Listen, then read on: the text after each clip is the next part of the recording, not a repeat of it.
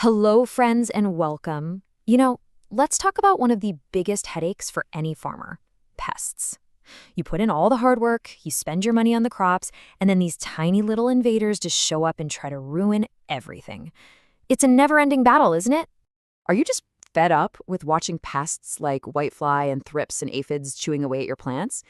And does it feel like you're just throwing money away on chemical sprays that maybe work for a day or two, but then the pests are right back? Well, what if I told you there's a powerful, all-natural, and science-backed solution? Today, we're going to dive deep into something called Neemastra.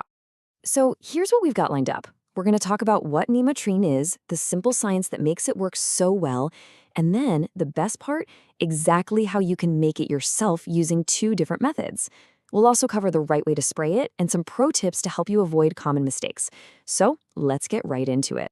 Okay, so first things first. What exactly is this Neemastra? What is this organic shield we're talking about?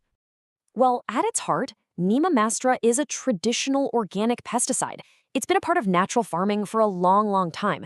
It's basically a liquid shield made from neem, but here's the cool part. It doesn't just kill pests on the spot. No, it works in a much, much smarter way to keep your crops safe. So is this the right thing for your farm? Well, it's an absolute champion against those small, annoying, sucking pests. You know the ones. If you're battling whiteflies, aphids, thrips, or even if you're just starting to see mites or mealybugs, then you're going to want to listen very closely. Now, this isn't just some old wives' tale. Oh, no.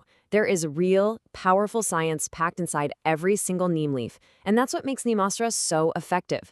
So let's pull back the curtain and see how it actually outsmarts these pests. The secret weapon, if you want to call it that, is a natural compound with a very long name, azadirachtin.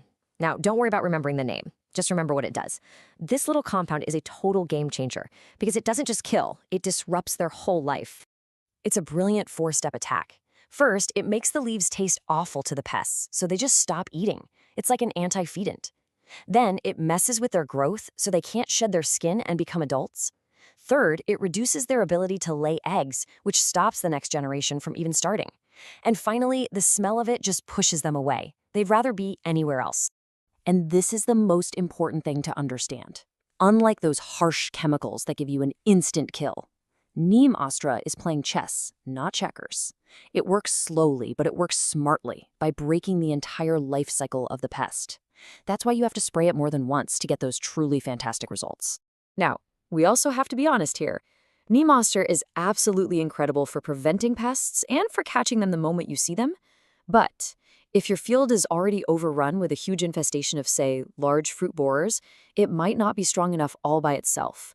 Knowing its strengths is the key to using it right. All right, enough of the science. Let's get practical. You know what it is, you know how it works. So how do you actually make this stuff? Well, I'm going to show you two fantastic and powerful methods. So you've got two main choices here. The first is the classic leaf method. It's easy, it's traditional, and it uses fresh leaves. The second option is the oil method, which is super fast, really strong, and ready to use right away. Let's break down each one. Okay, for the traditional method, you'll want to get about 5 kilograms of neem leaves and crush them up in a big drum. Then you'll add in 2 kilos of cow dung and 5 liters of cow urine. Top that off with water, give it a really good stir, and just let it sit and ferment in the shade for a day, maybe 2 days if it's cold out. Just remember to give it a stir a few times while it's working. When it's ready, filter it really well through a cloth and you're good to go. Now, for our second recipe, the oil method, we've got a little secret. You know how oil and water just refuse to mix, right? Well, you could use some chemical soap, but why would you do that when nature has given us the perfect organic solution? And that solution is a single raw egg. Yep, the egg acts as something called an emulsifier. It basically grabs the oil molecules and the water molecules and forces them to become friends, creating a perfect milky mix. So you get an even spray every time. And as a bonus, your plants get a little extra calcium. How brilliant is that? So for your normal 15-liter spray pump, this is all you do. Get a 1-liter bottle and fill it with water. Then pour in 75 milliliters of good cold-pressed neem oil. Crack in 1 whole egg. Now put the lid on and shake it. Shake it really, really hard until it looks like milk. Take that 1-liter mixture and pour it into the other 14 liters of water in your spray tank. And that's it. You're ready to spray. One of the best parts about this is the cost. I mean, look at that. To make one full 15-liter tank of this amazing organic pesticide, it's only going to cost you around 50 rupees. Just think about that for a second. Compare that to what you're paying for chemicals. The savings are just huge.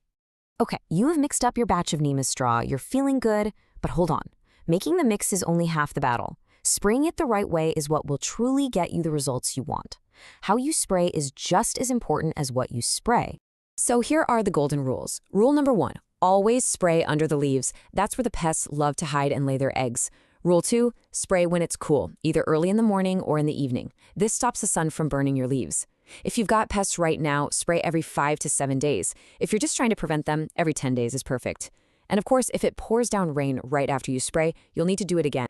All right, we're almost there. Let's finish up with a few pro tips and some common mistakes that people make. Just avoiding these simple slip-ups can make all the difference. So let's look at this. Definitely do filter your solution really well. You don't want a blocked nozzle. What a headache. Do spray under the leaves, and do repeat your sprays regularly. Now, what to avoid? Don't just spray the top of the leaves. Don't expect an instant kill. Remember, we're breaking the cycle. And please don't spray in the hot afternoon sun. Oh, and one last tip, too much urea fertilizer can actually make your plants more attractive to sucking pests, so keep that in mind. And of course, even though this is all natural, let's always be safe. Wash your hands well when you're finished. And spraying in the evening isn't just good for the plants, it's also the best way to protect our helpful friends like the honeybees, since they've already gone home for the day. So there you have it, a powerful, cheap, and safe weapon to add to your farming toolbox. But now I want to hear from you. What are you growing? And what's that one pest that gives you the most trouble year after year? Go ahead and let me know down in the comments. Your answers really help us make more content that's useful for you. And if you found this explainer helpful, please do me a favor, hit that like button, share it with another farmer you know, and subscribe so you don't miss the next one. Let's spread this knowledge together. Thanks so much for watching.